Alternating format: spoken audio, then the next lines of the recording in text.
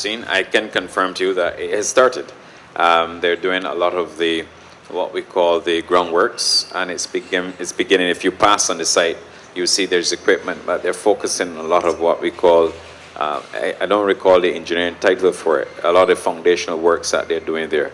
Of course, they have made an announcement. I know, yes, there may have been on occasion questions as to when it will start, but I can confirm to you that a lot of the foundational works are currently on the ground. When you're dealing with a project that size, obviously you have to make sure that in all the engineering and all the foundation works are up to scratch. But yes, it is on track.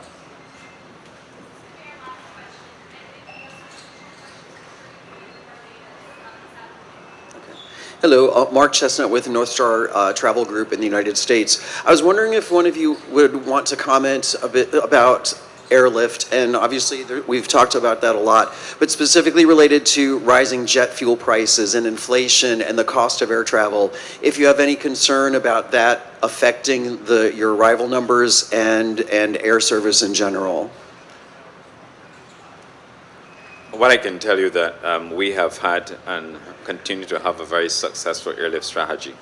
And the reason why we, notwithstanding we have other major source markets, we have continued to execute that strategy is largely because we have, and if we want to drive growth in a society, if we want to drive growth in a country, we have to maintain airlift. Yes, I would appreciate that obviously there is, because of the current geopolitical situation, there's the issue of rising jet fuel.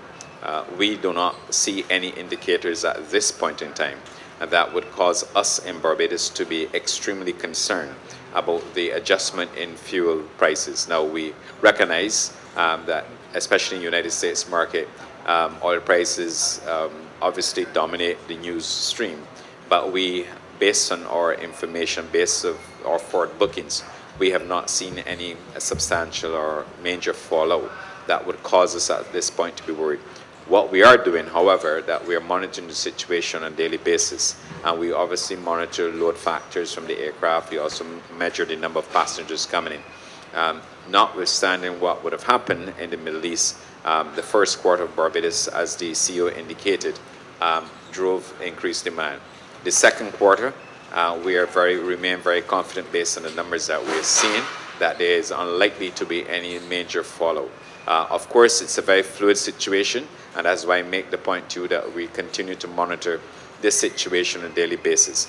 If we see, for example, any changes in the booking trends and or forecasts, then as a ministry along with the BTMI, we will take the appropriate response actions to ensure that we maintain the volume of air traffic to Barbados. But at this time, we will obviously monitor it, and of course at any point in the future we will, if we see any shifts whatsoever, we will make the appropriate response. Having said that, I think Barbados, like the rest of the Caribbean, we are considered a zone of peace, and what we are seeing is that there are persons who would have otherwise gone to other markets expressing interest in coming to Barbados. And as the CEO indicated, British Airways, for example, has put on a third flight this coming winter season out of Gatwick.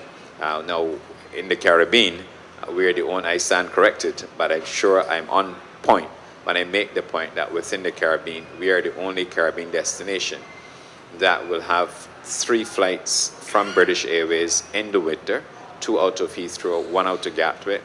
Also from Virgin Atlantic, we have 2 flights.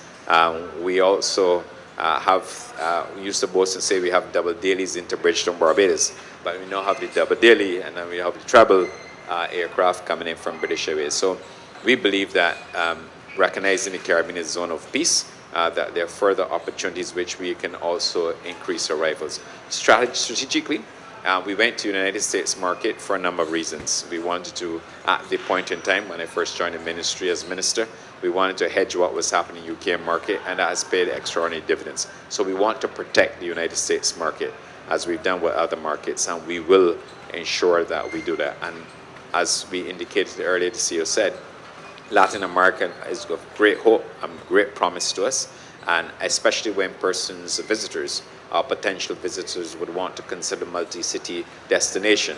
that fits in very neatly with Barbados, considering that Barbados operates as a hub for the Eastern Caribbean. So no issues, nothing to panic, nothing to worry about at this point in time. All right, thank